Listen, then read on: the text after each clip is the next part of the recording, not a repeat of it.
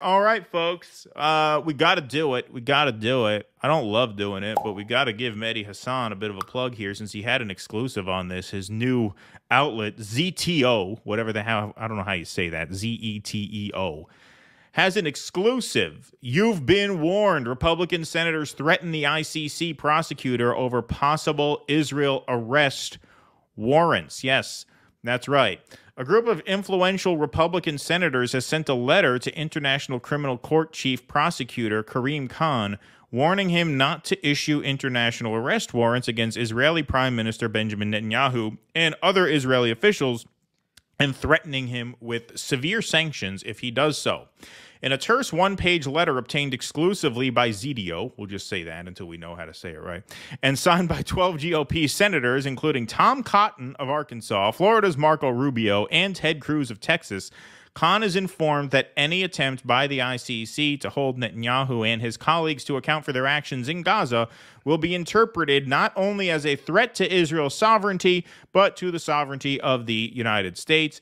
Mitch McConnell, party leader, is also a signatory on this letter, so this was not like a group of people who went rogue. They did this with the blessing, if you will, of the head of the Republican Party. We're going to take a closer look at this letter right now. Dear Mr. Khan, we write regarding the reports that the International Criminal Court may be considering issuing international arrest warrants against Prime Minister Benjamin Netanyahu and other Israeli officials. Such actions are illegitimate and lack legal basis, and if carried out, will result in severe sanctions against you and your institution. The ICC is attempting to punish Israel for taking legitimate actions of self-defense against their Iranian-backed aggressors. In fact, in your own words, you witnessed scenes of calculated cruelty conducted by Hamas in Israel following the October 7th attacks. These arrest warrants would align the ICC with the largest state sponsor of terrorism and its proxy. To be clear, there is no moral equivalence between Hamas's terrorism and Israel's justified response. The ICC is also prohibited by its charter from proceeding in any case unless the relevant government is unwilling or unable to police themselves. You yourself have said that Israel has trained lawyers who advise commanders and a robust system intended to ensure compliance with international humanitarian law. By issuing warrants, you would be calling into question the legitimacy of Israel's laws, legal system, and democratic form of government. Yeah, and? Like, what's the, like, yeah, yes, they would be. I'm sure they are aware of that. I'm sure they understand those implications, and I'm sure they're comfortable with that, as they should be.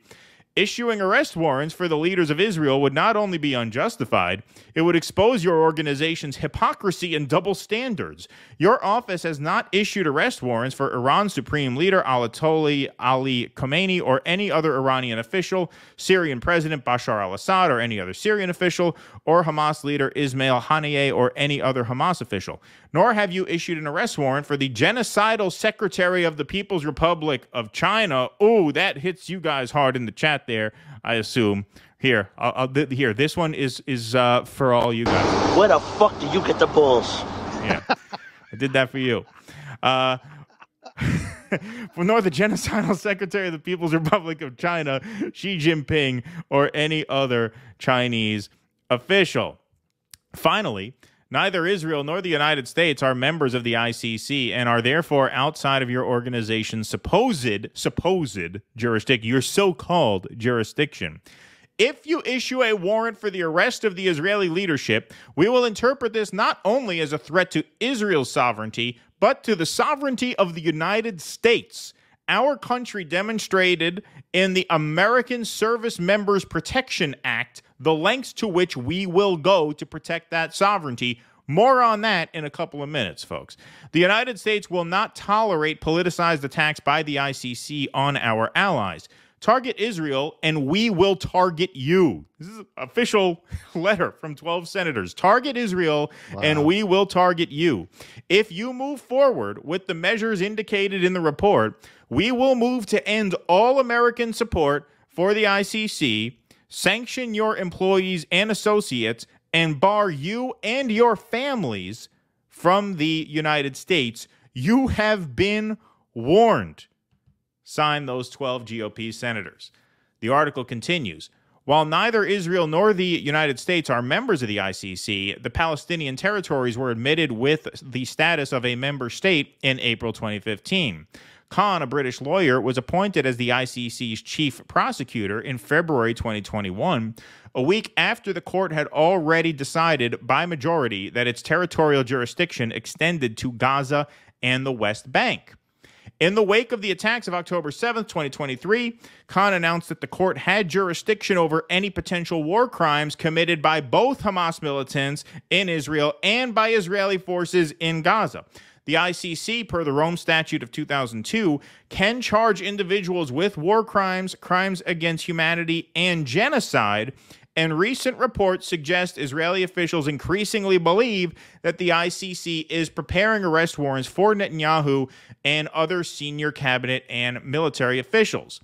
On Friday, the Hague-based office of the chief prosecutor published an unprecedented statement on Twitter calling for an end to threats of retaliation against the ICC and attempts to impede and intimidate its officials.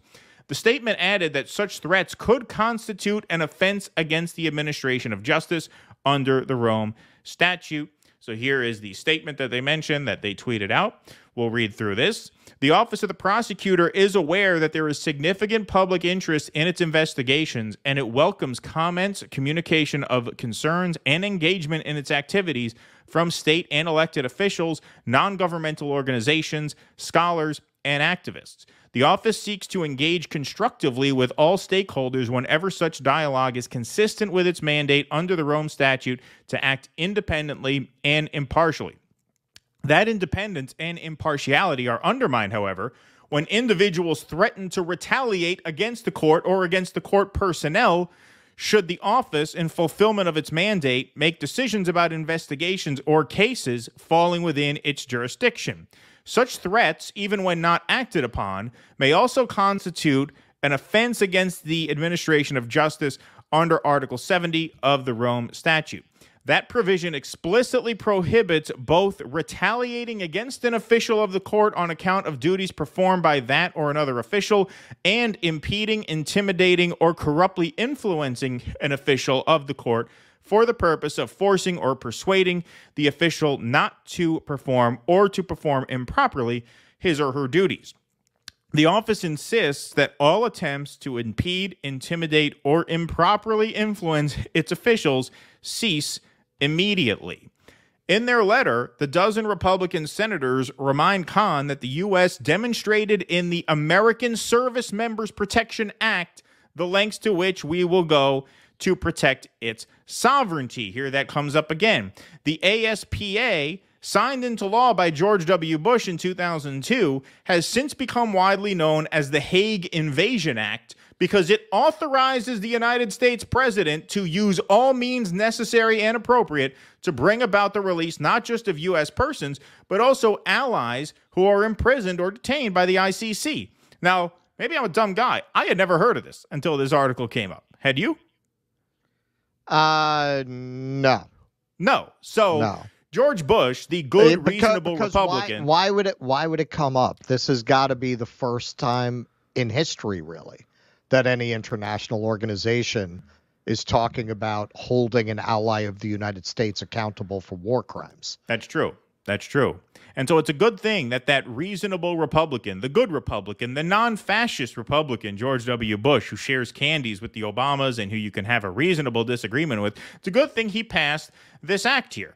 Authority to free members of the armed forces of the U.S. and certain other persons detained or imprisoned on or on behalf of, the International Criminal Court. So let's read the letter of this law that the good non-Trump, pro-American Republican George W. Bush signed into law. The president is authorized to use all means necessary and appropriate to bring about the release of any person described in subsection B who is being detained or imprisoned by, on behalf of, or at the request of the International Criminal Court. Section B, all persons authorized to be freed. The authority of subsection A shall extend to the following persons: covered United States persons, covered allied persons, i.e. Benjamin Netanyahu and whoever else they decide to issue these warrants for, individuals detained or imprisoned, item 3, for official actions taken while the individual was a covered United States person or a covered allied person, and in the case of a covered allied person, upon the request of such governments. When any person described in subsection B is arrested, detained, investigated, prosecuted, or imprisoned by, on behalf of, or at the request of the ICC, the president, meaning the president of the United States, is authorized to direct any agency of the government to provide legal representation and other legal assistance to that person. And number 2, exculpatory evidence on behalf of that person and defense of the interests of the United States through appearance before the ICC pursuant to Article 18 or 19 of the Rome Statute, or before the courts or tribunals of any country.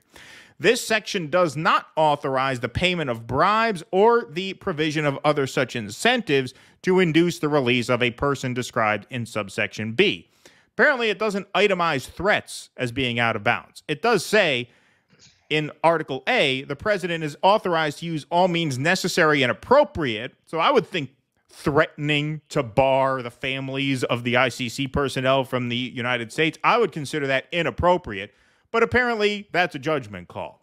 On Friday, White House Press Secretary it sounds like it does authorize sending in the Navy SEALs. Yes.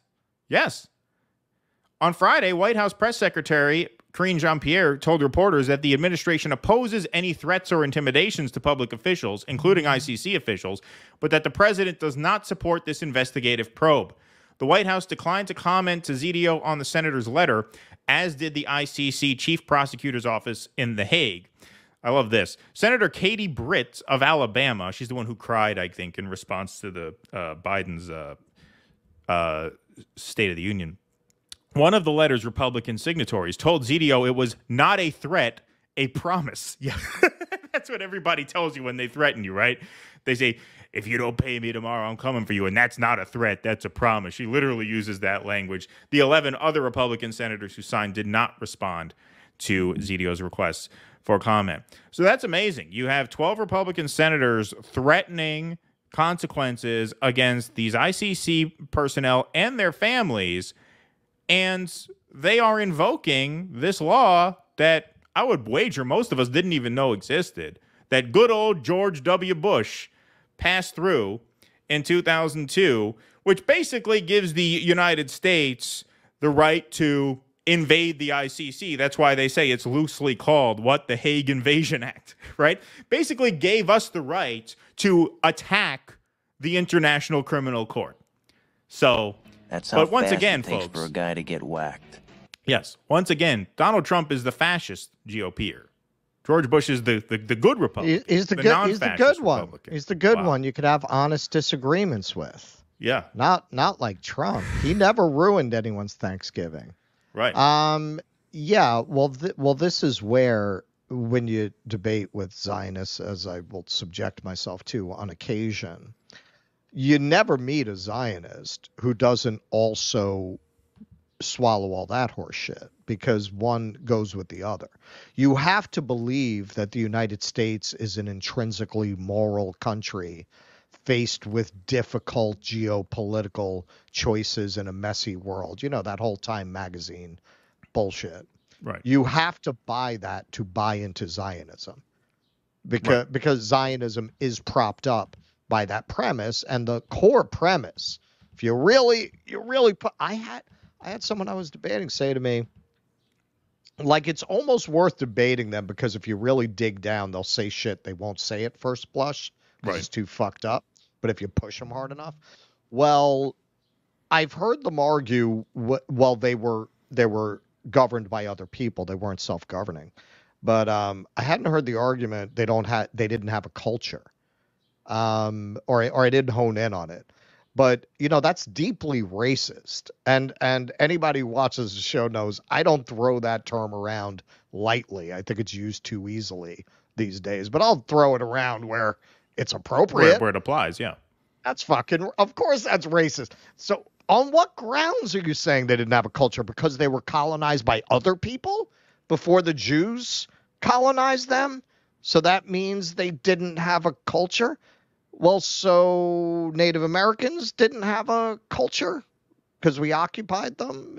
And they didn't govern themselves? Does that mean they didn't have so all colonized people really don't have a culture at that point? It's incredible how and with Zionists, because they tend to think of themselves as liberals. Most Jews are Democrats, right? Liberal Democrats in this country. All of their formulations are these just classic right-wing, Western chauvinist kind of racist ideas. Please clap.